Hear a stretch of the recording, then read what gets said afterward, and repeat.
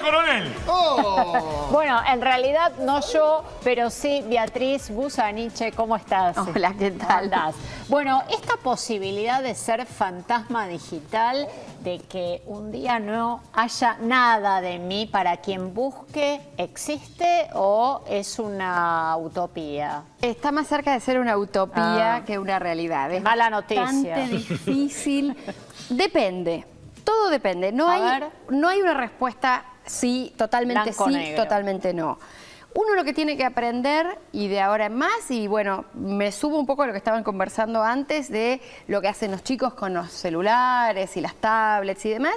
Esto es un tema del que hay que hablar en la familia y en el que hay que educar a los chicos. Porque los que tenemos más de 40 no nos criamos con estos dispositivos, No. entramos a estos dispositivos. Entonces nuestro pasado anterior a estos dispositivos está de alguna forma a resguardo, si lo hemos cuidado.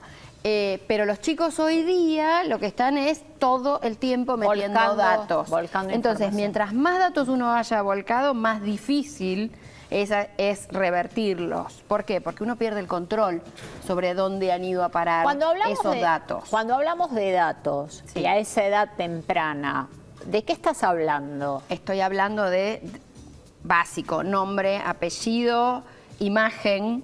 Muchas veces son los propios padres los que plagan las redes sociales Con de hijos fotografías de tremendos. sus chicos. Sí. Dirección, escuela a la que asisten, grupos de pertenencia, hobbies, geolocalización permanente.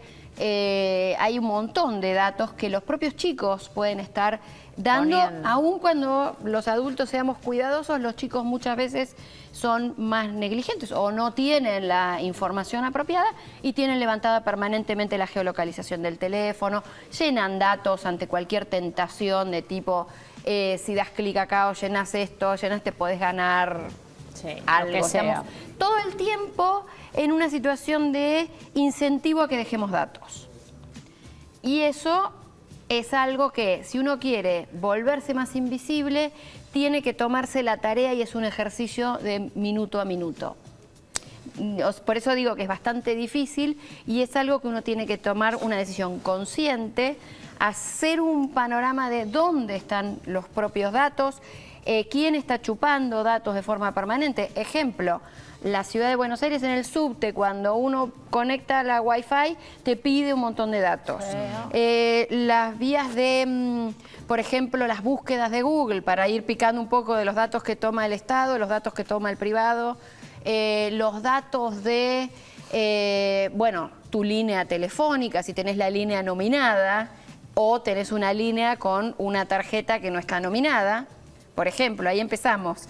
Decir, bueno, tu teléfono está efectivamente a nombre tuyo o es un teléfono en el cual podés descartarlo, podés usarlo y que no esté atado a tu identidad. Bueno, hay una solicitud por parte del Estado de que registres tu teléfono con el argumento de si lo perdés podés recuperar tu línea, si lo perdés podés bloquear el aparato y demás, pero en realidad eso tiende a hacer que tu teléfono, que es la puerta de entrada de todos estos sistemas, al estar nominado ya vuelva muy difícil que lo puedas borrar. Estimo también que la vida fantasmagórica digital existe en el AMPA. No necesariamente. ¿No necesariamente? No necesariamente. Digo, porque estoy pensando lo que... A ver, y vamos al caso que yo quería traer a la mesa, que es el de... A partir de mañana, Sí. no va a haber más información de Ignacio Martín Goano en redes sociales. Bien.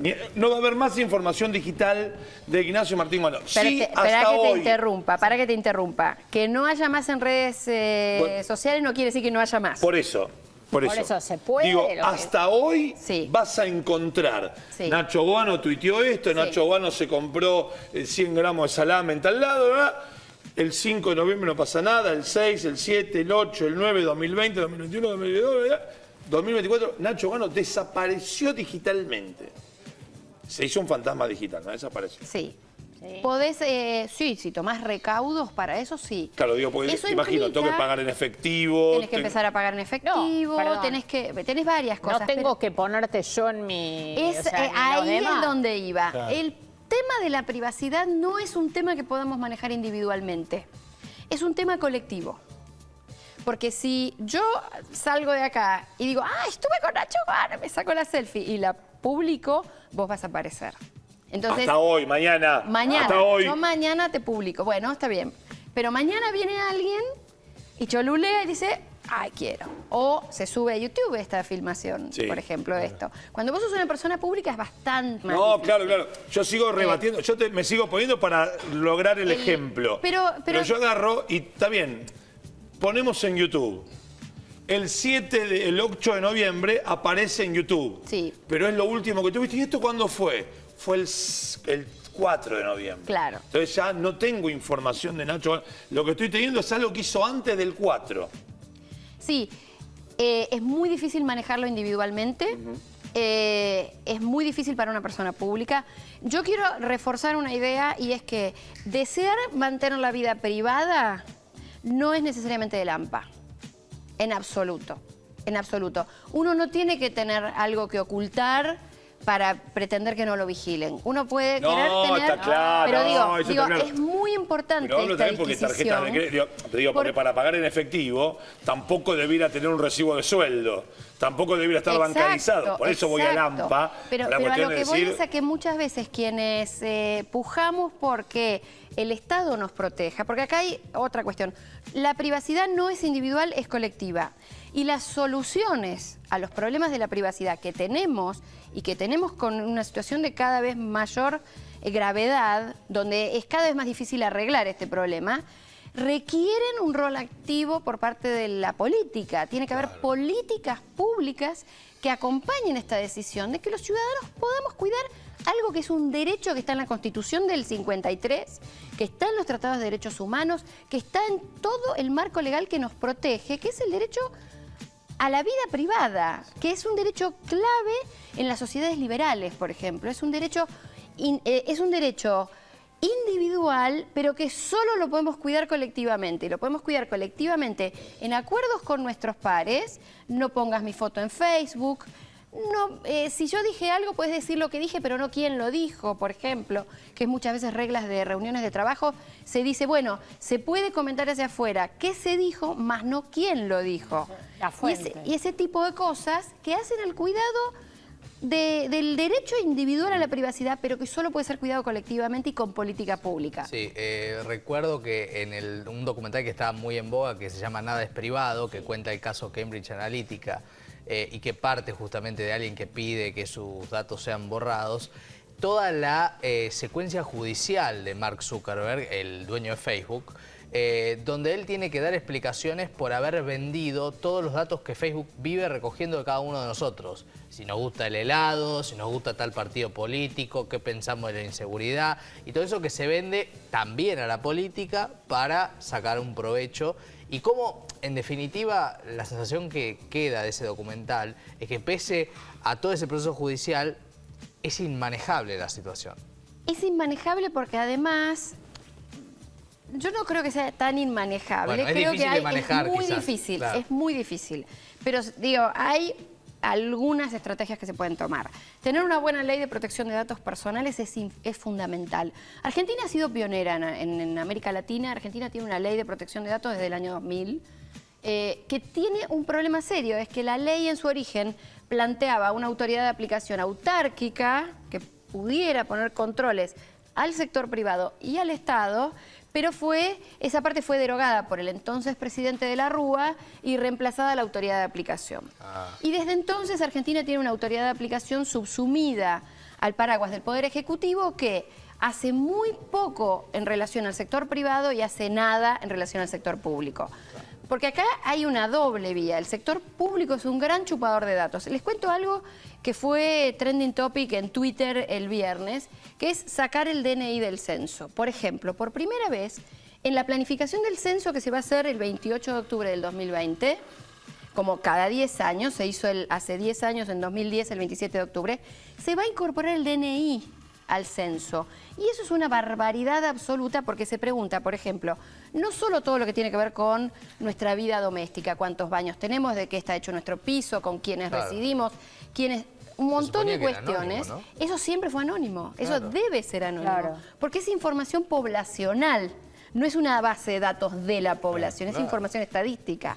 Y, por ejemplo, una de las cosas que se preguntan es identidad de género autopercibida, que está muy bien que se pregunte para tener un mapa de cuál es la conformación de nuestra población, pero no puede estar nominado. ¿Y cómo se puede...? Bueno, en este momento el hacer INDEC está para- trabajando en pruebas piloto para aprobar este cuestionario y hay que demandarle al Estado que no tome de los ciudadanos El DNI. más datos de los estrictamente necesarios para el objetivo que tiene lo que se va a tomar. Por ejemplo, y este me parece un caso de cómo el propio Estado, que es el que debe velar por nuestra privacidad, yo creo que por un tema de negligencia, por alguna tendencia, no sé por qué, la verdad es que no sé cuál es la explicación, pero como quien tiene que tomar políticas públicas de resguardo, no las toma y todo lo contrario va en avance. Entonces es cada vez más difícil, porque uno dice, bueno, me borro de las redes sociales, me borro, saco, cambio el teléfono, no uso más un teléfono con Android, que es una gran chupadora de datos. Los de Apple también, tenés que conseguir teléfonos desarrollados ya por empresas que son más marginales, que tienen muy poca clientela, con sistemas operativos previstos para que no te chupen datos, tenés que cambiar tu sistema operativo de la computadora, tenés que hacer un montón de acciones proactivas, tenés que aprender a navegar con un sistema de anonimización de tu navegación, porque vos podés estar navegando y están permanentemente guardando mediante cookies las pequeñas piezas de software que instalan en tu navegador para ver cuánto tiempo estuviste en una determinada nota. Eso es información valiosa para un medio de comunicación. Sí. Por ejemplo, saber si pasaste rápido la nota, en qué momento dejaste de ver un video, si completaste la lectura, de esa lectura a dónde fuiste. Toda esa traza de información, que es, como decían en The Economist hace un tiempo, el petróleo del siglo XXI, porque es el elemento fundamental de la economía de este siglo, está siendo recolectada todo el tiempo. Entonces necesitamos dos vías, la individual sí, la colectiva también, la tecnológica, aprender a usar formas de navegar de forma anónima, aprender a usar sistemas operativos menos buchones. Beatriz, disculpa, Sí. sin ir al extremo que Sí. decía Nacho de borrarse. Yo, hoy en día, bueno, Facebook ya quedó un poco de lado por Instagram, pero recuerdo que la gente ponía en los Son muros... socios. Son la misma es el empresa. dueño, sí, Es la pero misma yo empresa. me refiero a la aplicación. Facebook Sí. ya se está usando poco, pero en un momento recuerdo que decías, Facebook no está autorizado a usar mis datos, pero, digamos, la gente quería el pan y la torta, por decirlo de una manera, porque si estás ahí adentro, vos ya firmaste, ya diste clic, digamos, o te quedas afuera o eso era estás una adentro. Eso era No, una no existe, mentira, eso por era un fake, era un fake típico que Sí. circuló, pero la primera recomendación es tomar conciencia, es como casi cualquier cosa, uno tiene que tomar conciencia de lo que come, tiene que tomar conciencia de tener información sobre lo que hace. Y la primera cuestión es leer los términos de uso. Yo sé que son densos. Que no los lee nadie. Que no los lee nadie. Creo que la principal mentira de Internet es he leído los términos de uso y los acepto. Es la mentira más grande de Internet. Sí. Porque nadie los lee, pero cuando los leemos nos damos cuenta del tipo de información que entregamos y lo que autorizamos a hacer con eso. Y después lo que hay que hacer es no entrar en el temor a, por ejemplo, uno a veces dice en redes sociales está lleno de anónimos que insultan y demás. Yo personalmente y la organización donde yo trabajo, que es la Fundación Vía Libre, nosotros reivindicamos el derecho a ser anónimo, el derecho a crearte un seudónimo, el derecho a tener múltiples identidades. Quizás cualquiera de ustedes que tiene una visibilidad pública, que tiene un nombre, que tiene una reputación, que tiene una trayectoria en medios de comunicación, quiere opinar libremente en las redes. Y entonces, ¿por qué no abrirse una cuenta con un sí, seudónimo pero hay un montón y de- expresar ahí lo que se les da la gana? Hay un montón de Porque famosos muchas que veces tienen otra identidad. nosotros reivindicamos eso porque muchas veces la alta visibilidad que uno No, está tiene bien. te genera mecanismos de autocensura. Da para ¿Viste? mil. Tenés así como Da un para montón mil, de da para cosas mil. que... Totalmente. Vamos a volver a vernos. Vamos a seguro. volver a vernos, sobre todo porque necesito hacer un atraco, pero no tienen que tener información de mí hasta cierto punto. Dejá el teléfono lejos. No, No lo dejá de planifiques tranquila. con este teléfono, Tengo comprate un tengo descartable. un ladrillo.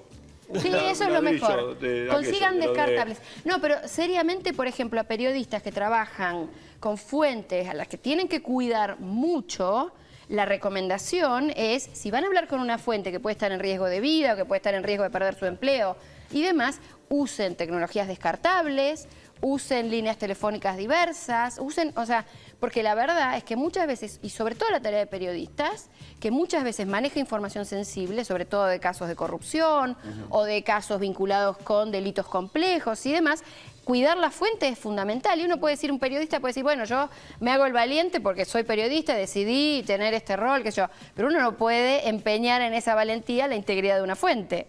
Entonces, Por supuesto. tiene que tener muchos recaudos. La forma de tomar recaudos es primero informarse, después conseguir a alguien que te asesore, decirte qué software usar, qué teléfono usar y demás, pero tener siempre mucho cuidado. Yo ya empiezo a esconderme.